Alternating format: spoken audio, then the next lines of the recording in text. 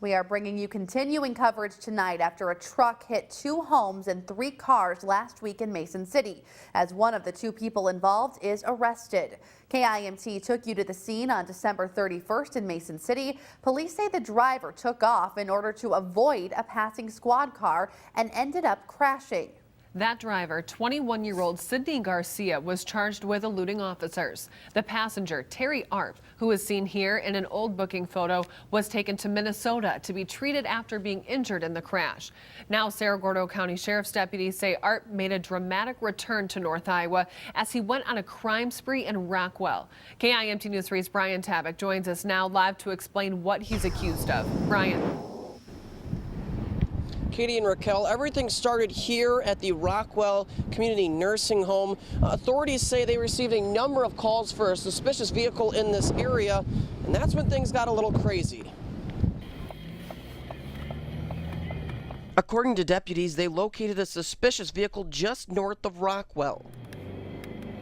They say the driver took off into a field and fled on foot near Jerry Dotzler's and Dennis Gordon's homes. It's pretty crazy. It's pretty quiet out in this area. We normally have no problems out here. Deputies say the driver then stole a van from a garage, drove it through the garage door, then crashed into a ditch. You can still see the broken glass and ruts. It was right by the creek there. It was, they had tipped it over, but it was landed on its wheels. The sheriff's office says that the owners of the van left the key in the vehicle, something Gordon says he would never do. My wife always says is lock the car and lock the stuff.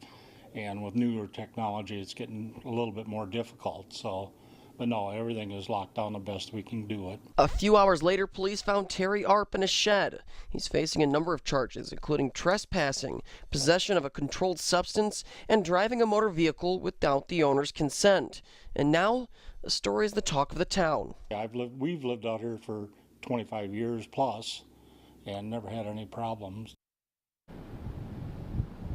To add to the story, I did speak to the owner of that shed where Arp was found. Now, he didn't want to go on camera with me, but he says that around 4:30 in the morning, somebody was violently ringing the doorbell. That's when he came downstairs to see who was there, and he noticed that somebody was on his deck, and that's when he called for help. Live in Rockwell, Brian Tabak, KIMT News 3. Wow, that sounds pretty scary. Thank you, Brian. And Arp is being held on a $2,500 cash-only bond.